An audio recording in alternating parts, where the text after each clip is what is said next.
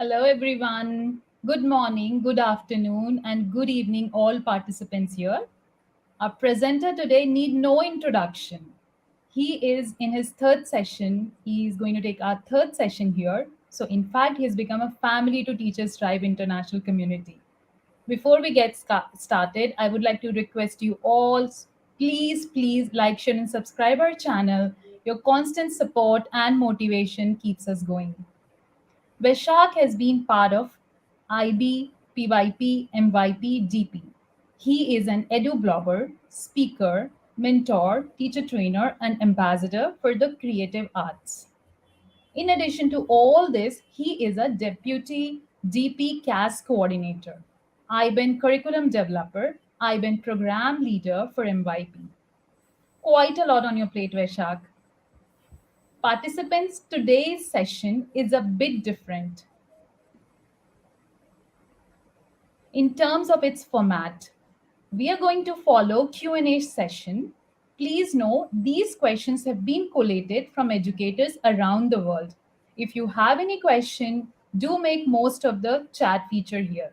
Now let's get started. Welcome, Vaishak. Thank you, Anilan. Welcome. So happy to be back here. And like I wrote everywhere, I'm very nervous because the participants may not be knowing, but because I do not know what Anila is going to ask. So I'm very nervous. Usually I come for a very planned session where everything is quite planned. Today I'm just a clean slate. So I think so a lot of things that will be coming is from my heart. So if it, it hurts anyone, if it's controversial, please forgive me. It's at the spur of the moment. Yeah, that's great. We're going to ask some tough questions from you. Oh God. So here it is. I'm going to show it on the screen and read it as well. What inspired you to become an educator, and how did you get started in this field? Oh, oh, that's such a nice question. Oh my God. Okay. This I keep sort of asking this question to myself now and then. Oh, and first time someone is asking me that too on a public platform. Okay, what inspired me to become an educator? I actually did my schooling in Sainik School actually. So it's a boarding school actually. It's actually belongs to Ministry of Defense in collation with this state government actually. So all of us, the teachers, students, the faculty, everyone stays inside the campus, and and I think the kind of interview process and everything to select the teachers in our school, it's very very tough. I should say that we used to see as students, we used to see like 100 200 teachers lining up, and then their interviews and eliminations and demo rounds. So whoever used to come to our school, they were all, I would say, the best of best actually. So seeing teachers who are like best of best, I mean, like, I even today in a lot of things I actually look up to my teachers in so many ways, just not the classroom alone. So in my kind of an environment, the teacher is there teaching. Post that, he or she is there with us throughout the day, like day in and day out. So you see them in different format, like sometimes as motivators to participate in the house competition, sometimes as strict disciplinarians, as sometimes as strategists, sometimes as this very philosophical people.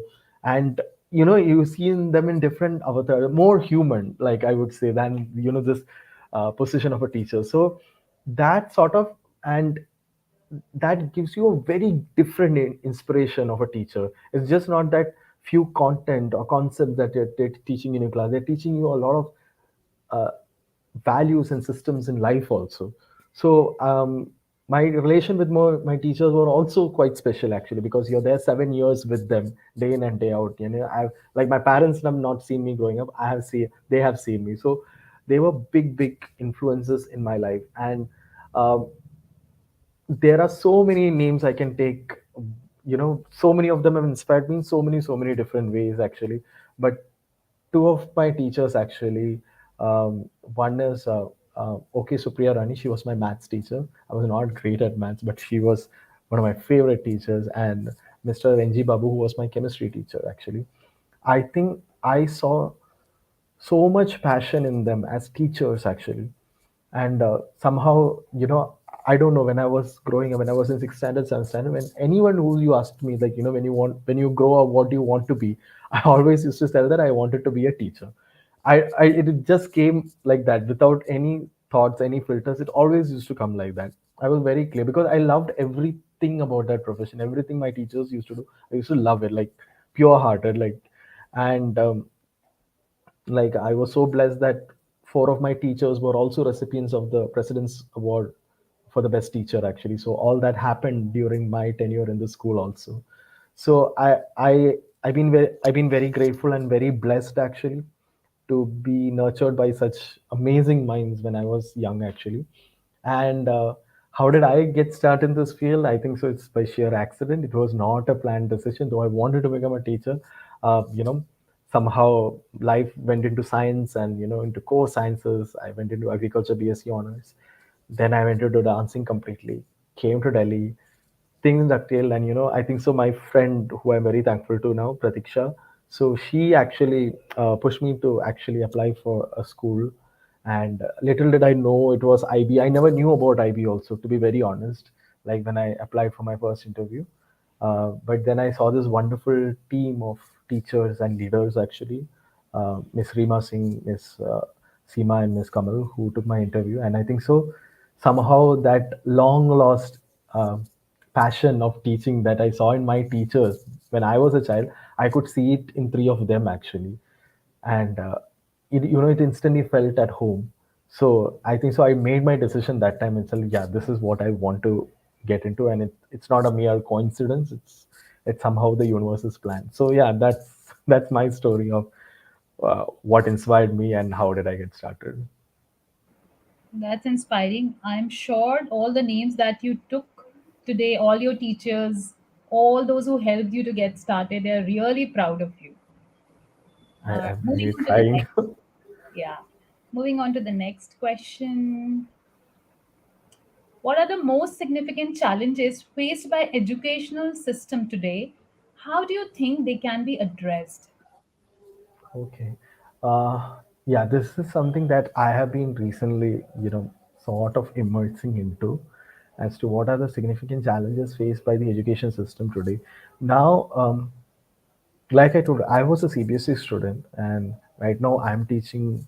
I like in within the IB framework, actually, the IB pedagogy and the curriculum. And we do know that the Cambridge and so many other boards across the world. I'm just talking from the Indian context. I mean, across the world, there are so many different educational models and boards, which accreditation agencies also that contribute to this. Um, Significant challenges to an education system is always influenced by what is happening in the society at that point of time. Like when I was learning, technology was nowhere in the picture. I still remember when I was in my class 11th and 12th, our school was in this very big decision of bringing, you know, um, what should I technology into the classroom, and they were quite skeptical and everything. But I think so from there onwards there was a dream. Technology became an integral part of the classrooms, many of the classrooms in many of the countries and in many contexts, actually. Now suddenly you're we are discussing here, and chat GPT and artificial intelligence. So the environments are quite evolving in nature, and I think so education also needs to adapt to that. I myself, as an educator, I used to think that, what is that one quality that I should have? Because while I was teaching, I saw different, the rise of technology. Then COVID phase came when we completely went into online, and my subject being quite physical in nature, dance being quite physical in nature, I learned and I made processes where I can teach that also online in very different ways, actually. And today we are talking about chat GPT and things like that. So I used to ask myself, Aisha, what is that one quality that you need to have as an educator to sustain in education? And that one quality is the power to unlearn at times. I cannot tell that, this is how it works and this is the only way it works. You have to So constantly unlearn, because our students are going through a very evolving and a very, at times it's bright in one side, at times it's dark in one side, but and it's quite new to us also, it's quite new to them, it's quite new to us also. And what is that one thing that you can tell that, I can tell that, okay, I can unlearn what I know, and I can try learning new things and find values and systems and things to guide my student to where he or she needs to go or they need to go. So that I think so is the thing that it's an ever changing dynamics out there. So education needs to sort of cope up with it, and that requires a lot of very very open minded leaders, I should say, because it all starts from there. As a teacher, I can make a difference in my classroom, but as a system, if you need to sort of evolve, you need leaders who are ready to unlearn, and that is something quite rare to find actually. You need leaders who are ready to unlearn, who are ready to adapt, and who are as a leader, like I think so I need not know everything, and no one knows everything. But it's also important to identify people who might know, and they might be very young, they might be very old, they might be mid-age, doesn't matter. So to have that open mindedness, to have that ability to unlearn and to identify resources and people and strategies, that's quite important. So if start talking about the challenges, every country, every context, the challenges are different. But I think so an overarching challenge that we have right now is as to how the world is moving. What are the new technologies, what are the new frameworks, what are the new things? Suddenly across the world there is a big demand for entrepreneurship skills, which was never discussed when I was there in school. So downline today, that is, today we are talking about diversity, equity, inclusion, belonging, justice. Those have come into highlight. So many things. So as society evolves, as our world evolves, there'll be newer things coming in, and it all starts from a school. We can only equip, we cannot let our student be in the past where we were, and then sort of race to what the world is running ahead. So I think that constant ability to unlearn is something, that's the way it can be addressed. This is my thought process. So yeah. That's very insightful. I remember entrepreneurship in my time. I mean, when I was in grade 12, I only learned definition, benefits, disadvantages, and conclusion, and no real life connection I had at that time. I'm sure, I mean, the kids of today's time, they're getting a lot, but we teachers as well have to be prepared for it. True. Um, Moving on to the next question. Here it is. Oh, sorry, I It's the copied same this. question. Yep, here. How do you stay up to date with the latest developments in education, and what resources do you rely on? So this is like My god. secret question. We have tried to collate all the secret questions which nobody answers. I do not have secrets actually, so I'm quite an open book. So I'll tell you what works for me. Actually, different people, again, different things work. How to stay update with the latest developments in education? I do three things actually. One thing is I try to come up with something creative in my class every time. So I do not repeat the same thing again and again. Even if so many things are favorable for me, I do not do it personally. I try to bring something very creative and challenge sort of myself first as a learner, and then pass it on to my students actually. So that I do. So in that process, what happens is I start talking to people, I start researching a lot, I start watching a lot, I start ideating a lot. Most of the things that I do in my class, I won't say it is inspired or adapted. Most of it is original actually. I may have inspirations, sort of things coming from there, but what I do in the class is quite original in its formats actually. So that is one thing I do to be updated in my class, because I feel I can get a lot of knowledge updation. There are so many resources for that, but at the end of the day, if it is not translating into my classroom, it is not impacting my students, then there is a problem. So I make it a priority that whatever updation I am doing, it's getting translated in the class first. So that's one thing. Second, like any Gen Z or any other modern person, I stay quite active on social media platforms. Actually, I try to know the world from whatever little time we get. Actually, so I do keep in, and the connections that I form and the collaborations that I get. Today, I'm a little fortunate to have collaborated with the IB in many of their developmental meetings, where you get to sort of talk and interact and collaborate with educators from different age groups and different continents and contexts in school. So that is quite amazing to understand that we all have similar challenges, we all have similar passion, we all have similar strengths, and and then you identifying context specific problems, and country specific strengths and new practices, things like. So collaboration helps a lot. So I think those are the three things I do. I experiment a lot in my classroom. I tried bringing different things. I stay quite active on social media and everything. So, because I do not have this one place that I go for resources. It's many, many, many, many places. So this is something I used to write a lot of blogs. It's been quite a while that I've not written. There's something in my mind which I'll be writing it soon. I'm just looking for a good publisher. Since I'm out there, you can, anyone who wants to get published, you can connect with me. So and I do read a lot of blogs actually. Um, I so there are a lot of like websites and blogs actually which teachers have said. Even the IB, like, since I am into the IB pedagogy more, like I do follow the IB's weekly and monthly blogs also, because I get so many ideas from so many teachers and practitioners who are out there, and I sort of try correlating with what my subject needs are, and I get inspired a lot from blogs. I must very honestly say I get inspired, and I get a lot of good ideas from blogs. So that is there, and that's one, you can say, like, one of my go-to resources.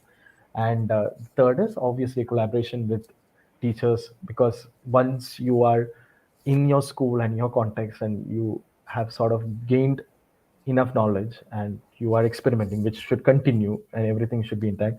But then sort of reaching out and saying to another person, hi, how is it going for you there, and what are you doing.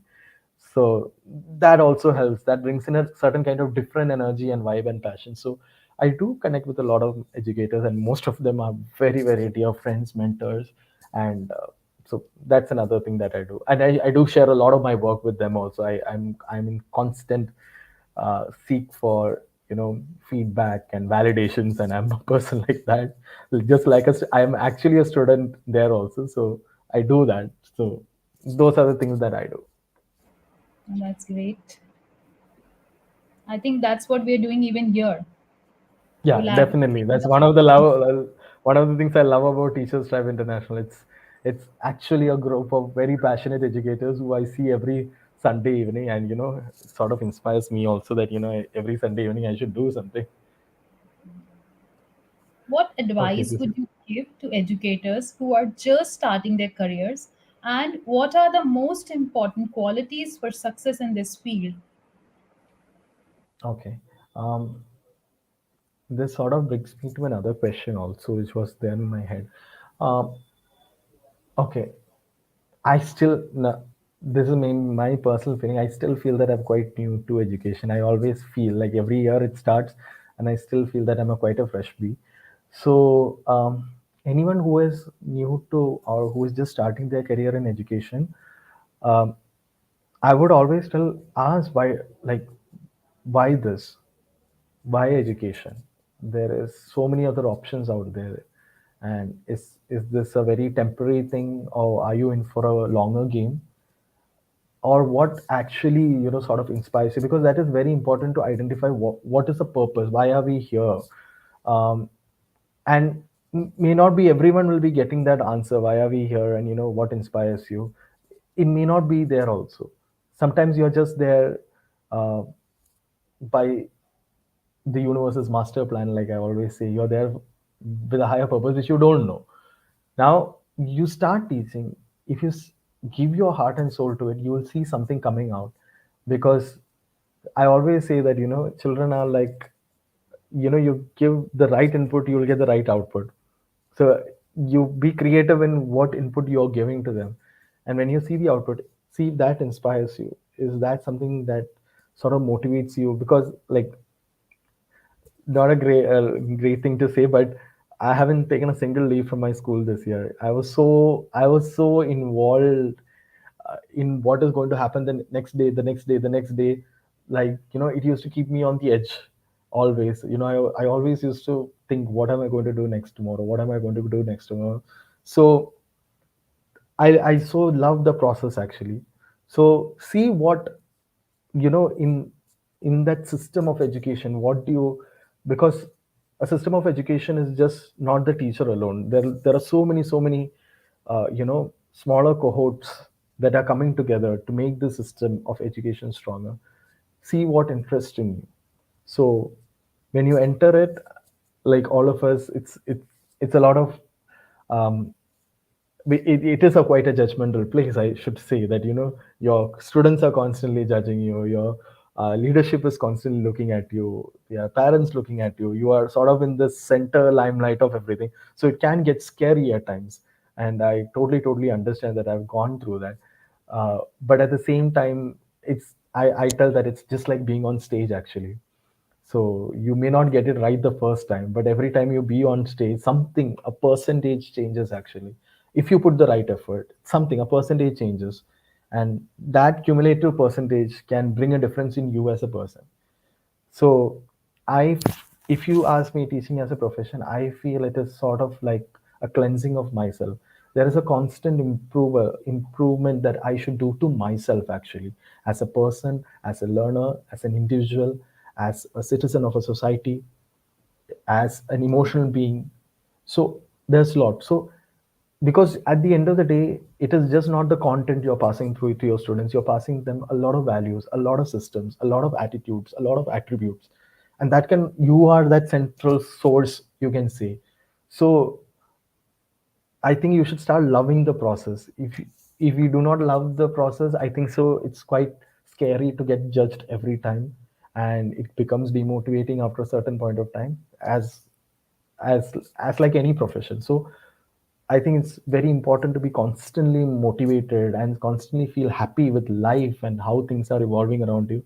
Because my head of school, Ms. Rima Singh, used to say this, that whatever happens, the child should be happy in your classroom. That's the first fundamental thing, and you are sort of that person who should bring that happiness into your classroom. So I think if you are confident that you can be happy in life, then I think so teaching is the greatest profession for you, because you need more and more people who can spread that happiness first actually.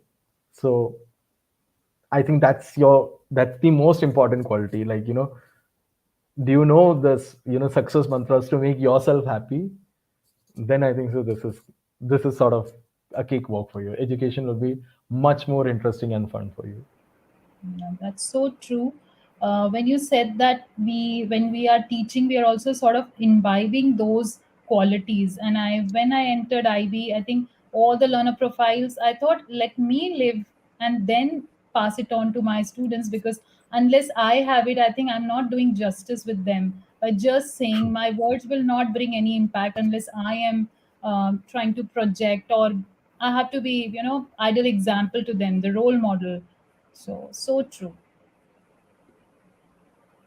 Here, I think this is close to your heart, technology and all. In your Yeah. opinion, what role do technology and innovation play in the future of education, and how do you think they can be leveraged to improve student outcomes? Okay. When it comes to technology, see, I will tell you very honestly that how, because I am quite a performing artist. My core areas of interest were language, literature, science, everything earlier. Technology was never there actually. And I think so. You are quite a technology expert. I'll tell you what happened with me actually.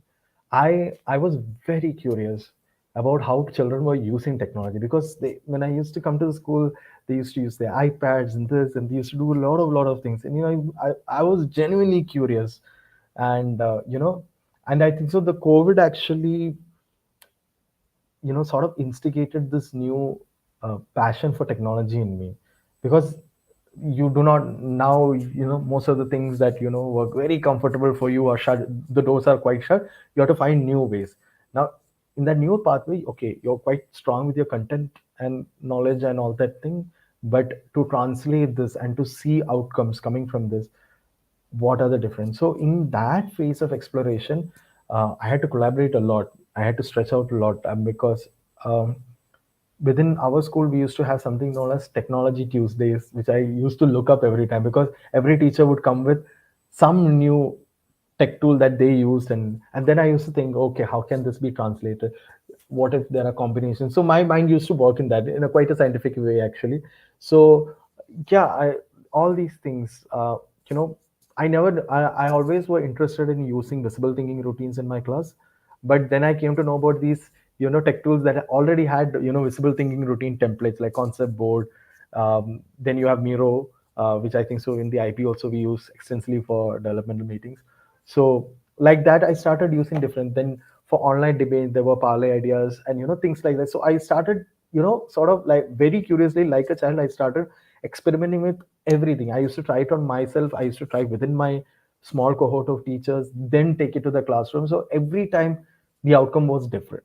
And there was a point of time during that COVID break where my students also used to look forward, like, okay, when are we going to have a mentimeter session? When are we going to have, a parlay round discussion happening, or things like that? So that was a big change for me, like, as a performing artist, because I never ever thought that something like that would be possible.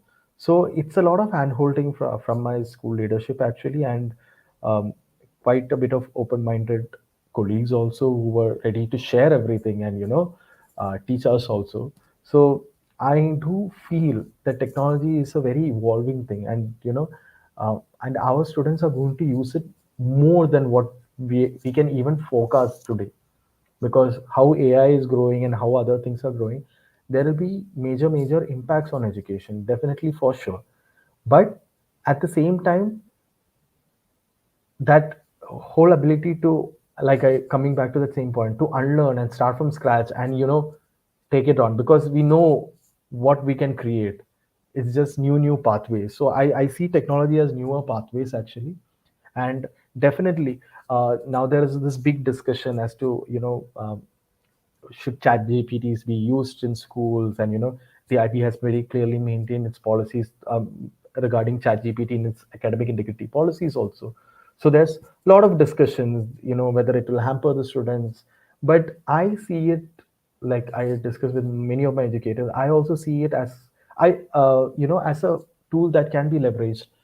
Because I used to think that when we talk about equity, when you talk about inclusion, I used to think that for example, there is one of my students, both of them are equally talented, creating the same kind of outcome, but one is extraordinarily great with literature and can frame sentences and can go. The other takes an enormous amount of time to translate that into words, but the work is quite same. Now, how do you bring sort of an inclusion, or sort of that equality, or that differentiation between you? Can we can come up with more strategies, because these are things that I've experienced in my classrooms, and as a personal project mentor, as in different roles actually. So I used to think, what if there was a tool that could help this child who could not frame quite a bit of sentences in such a short span of time? And there you have chat gpt, which sort of makes this, you know inclusion happening, this equity happening. And I think it is wonderful, because now both of them have the tool. Of course, the person who will be great in literature and writing would be expressing in a much better way, but at least the other one also has a fair chance of expressing what he she or they want. So I think, yeah, I think it's a great, it's how we use it actually and how we interpret it. So again, I think so, as grown-ups, we need to unlearn what is going in our mind and sort of see the good part of this. Yeah. Yeah, I think one of the misconceptions that usually everyone has is that there's just one tool, Chat GPT, but then AI, if you see, it's also there in Grammarly. Yes. It's also there with Yes. Tome.ai, which is like it creates a presentation like that, and then you have scope to edit. And I do agree with what you said, that if a child is already on high ability, has that ability to do well in literature, you'll always be able to find the difference between the one who's not doing well and the one who's all the way, I mean, above all others, because it do require a lot of prompting, your thinking, and everywhere. So, Correct. and also, if we are not accepting it, we are not embracing it, then in a way we're not letting it be part of everyone's life. Because if you see, there are so many people, like you said, that students who really need it, they should get it. And if Yes, we are not using, then I think world is going ahead of us. true. You'll fall back. Yeah. And here we go with the next question. Oh, I How do you think, oh my God, I think I've already discussed this. How do you promote equity and inclusion in education, and what strategies do you use to ensure that all students have access to high quality learning opportunities?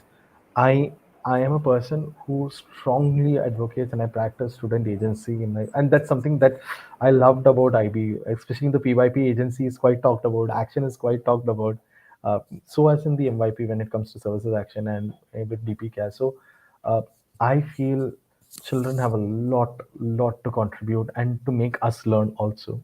So I during my IB developmental meeting, so there is something known as there's a professor in education philosophy, Judd Baesta's. So we were introduced to something called Judd Baesta's philosophy of world-centered education, and in that actually, he explained something about asking challenging questions and the idea of grown-upness in education.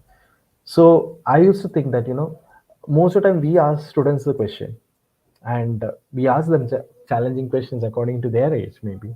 But what about the student asking challenging questions to us? The challenges. I'll just sort of give you a very recent example, very recent. Like last week, it happened. Like 1.5 weeks back, it happened. So my MYP 3 students actually. So their unit is on dance in the contemporary world. Okay, so where they're actually at sort of having discussions and analysis of contemporary issues that is happening, and then sort of using dance as a medium to come out with a final product.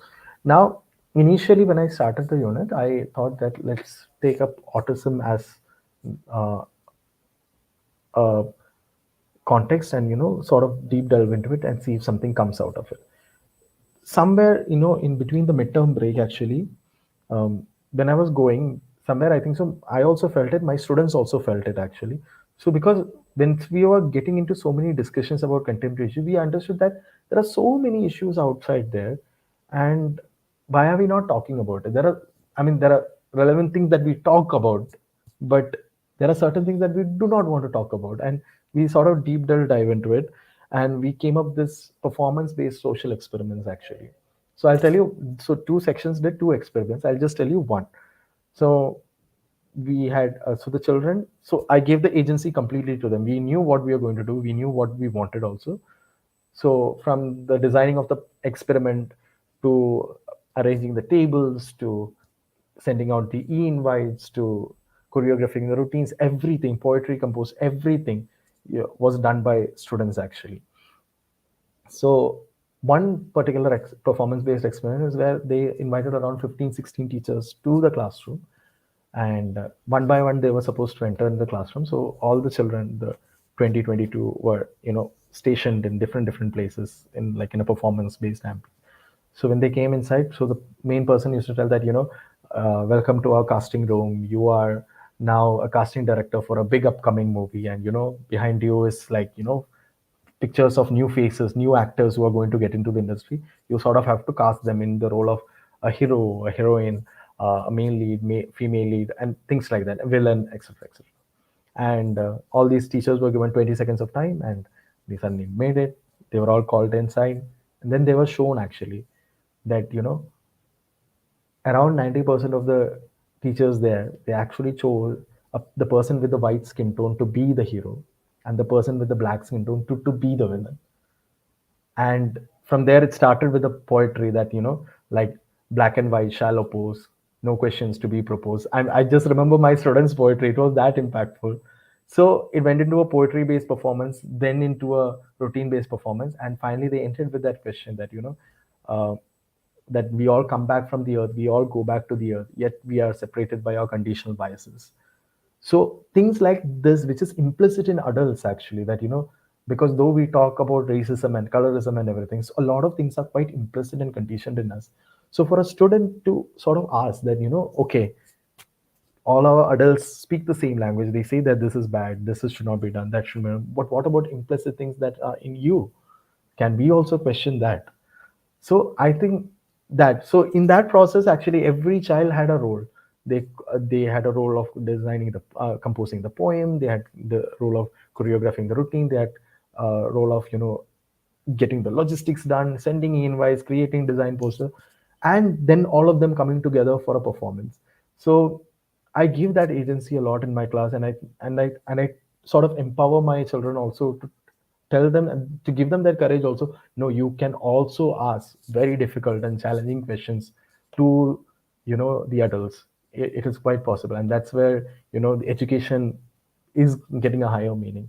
So that's these are small things that I do in my classroom actually. Quite relatable again. I feel there are subconscious, biases that we adult as well have, and we don't know. These are just assumptions we make, and then it sadly comes on students. True. Moving on to the next question. Something related to we already asked, but I'll take it up again. What projects or initiatives are you currently working on, and what impact do you hope to bring with them? Okay. A lot of projects and initiatives that I'm currently working on. I'm not supposed to tell a lot of details, but I'll tell you what is really keeping me exciting actually. So right now, one of the development meetings I'm working is on the enhanced MYP under the leadership of Nat Erbs, who is the senior curriculum manager for IB MYP actually. And Nat's vision about the new enhanced Invite Me is sort of, and the whole of MYP team, Lenny, Tala, all of them. I think it is keeping me extremely excited and something that I'm really looking forward to, because I think it can bring a lot of changes as to how um, I won't say much changes, but a lot of positive impacts actually into the current MYP as how it's going, both for teachers, for new teachers, experienced teachers, as well as students actually. So I'm extremely looking forward to that, and it's sort of keeping me on my toes every day.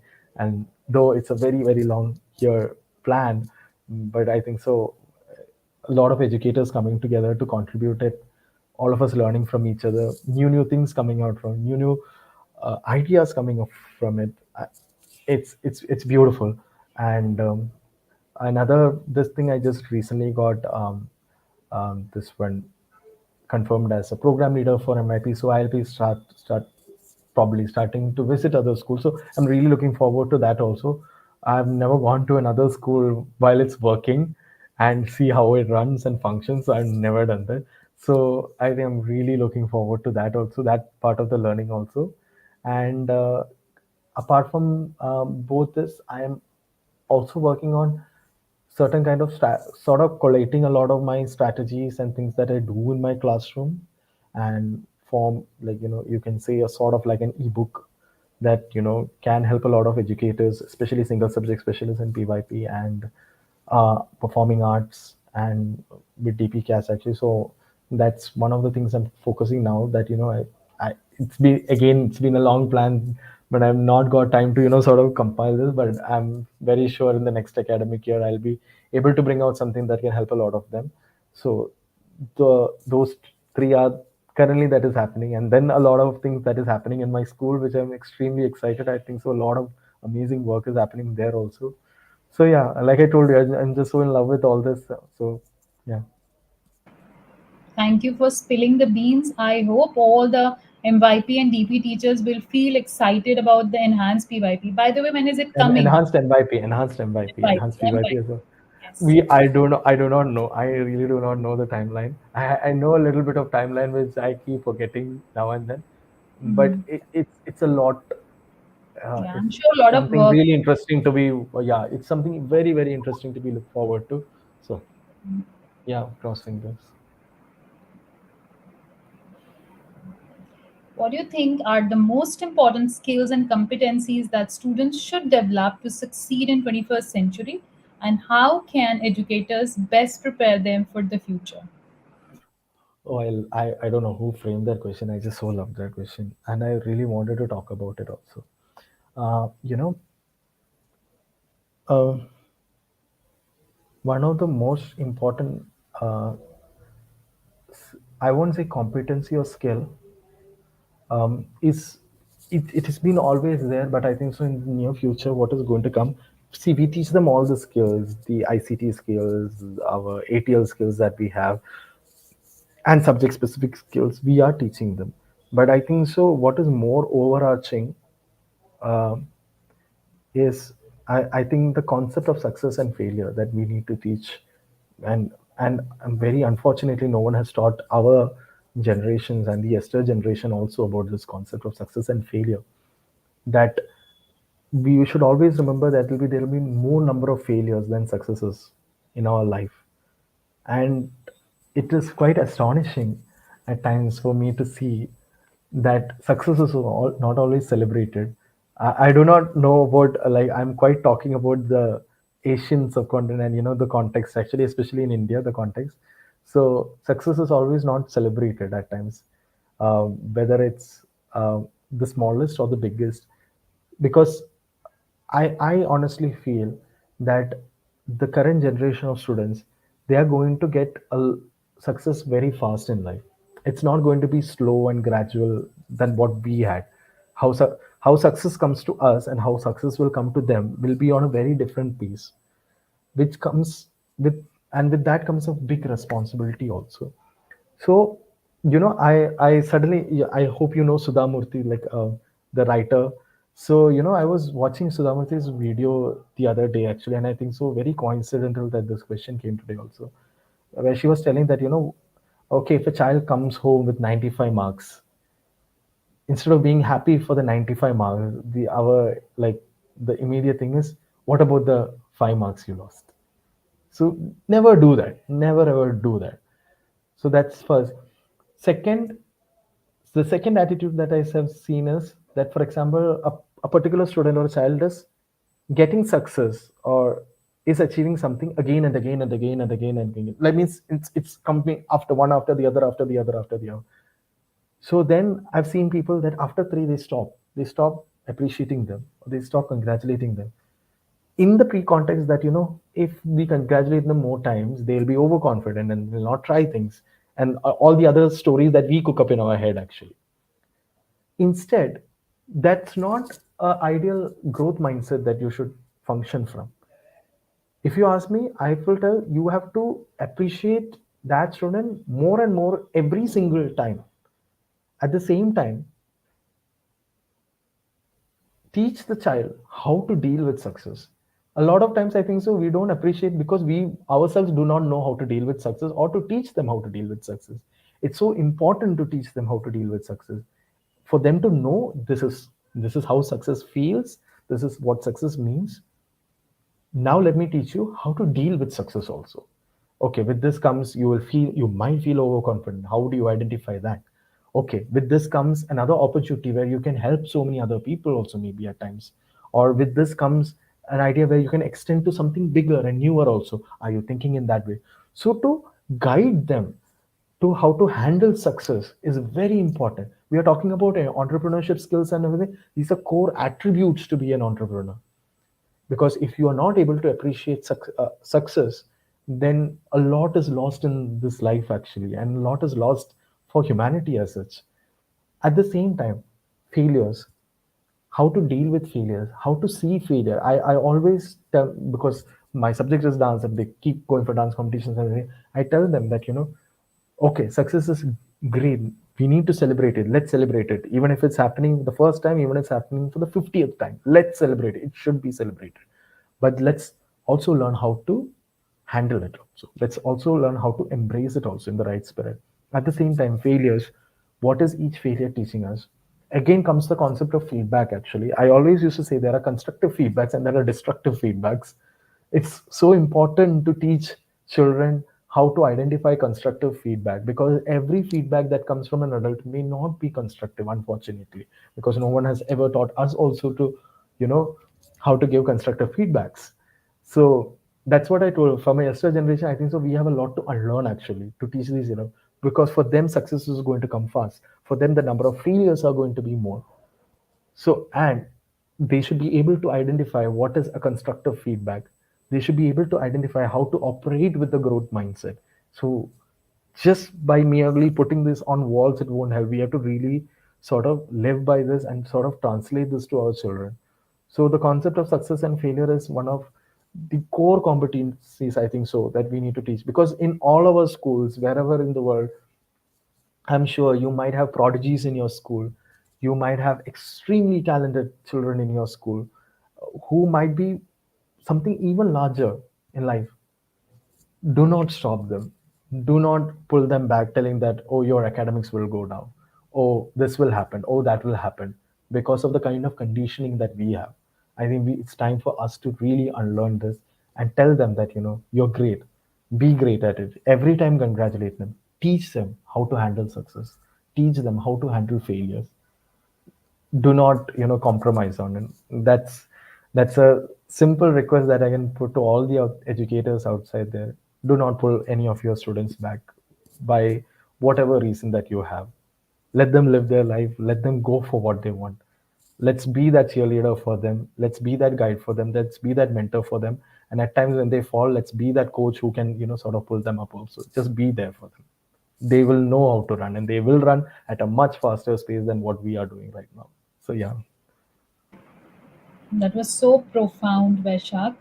And I think, along with academics, this is something which 21st century students and also their parents should focus on. This counseling is so very important. Because we are always judging based on the job opportunities and the kind of life that is there now, and not just track the kind of job opportunities and the kind of things that school demanded back then when we were studying were entirely different. We are not talking about 20, 30 years back. It's just almost a decade span, and now things are entirely different. In another 12 years things are going to change entirely different. So there are newer and newer and newer things that are coming on, like content creation and everything was back in those days considered as like a form of entertainment or other. Today it is not. Today these are all like billion-dollar industries that we are talking about. So Absolutely. things are changing. So, and the students know it much better. They know the world much better than us at times actually. So it's it's okay to trust them at some point of time. So just let them be. Yeah, true. Participants, I would request you to share your questions if you have any, because we are heading towards the last question of the session. If you have any question, please be free to post it here. And here's the last one for you. Okay. How do you You want believe is to? the role of education in creating a better future for society, and how can we work together to achieve this goal? Okay. Um, Okay. So when I think Astra Ward invited me for this session, and she was telling that what is the role of educators as influencers. I remember long back, in APJ Abdul Kalam, who was the Indian president, the most celebrated Indian presidents, I would say. Uh, in one of his speeches, he was telling about one of his teachers. His name was Sri Shiva Subramaniam Iyer. So how Subramania Iyer sir actually, just through the chalk and board, described in a 25 minutes class as to how a bird flies. What are the principles that makes a bird fly? And that left so much impact in that person known as APJ Abdul Kalam, who later on knew that his life will be somewhere about flying, and who we celebrating known as the Missile Man of India. So educators have always been influencers. If you read scriptures, if you go by books, if you see our history, so I think even today as educators we have a very big role to play as influencers, and we do have a very powerful thing that we can uh, do to the society. I, I always used to say that for example, now the major concern is how countries are at war, how there's a constant craving for peace in every part of the world, how there is a global um, movement towards climate change and promoting sustainable practices. Where does this all start from? It all starts from when you make a difference in that child's thought process. Yeah, our content and what we teach and our designations and labels, everything is there, everything is perfect. Those are systems and processes that work. But I think my role as a major educator is not to teach the content that I have to teach.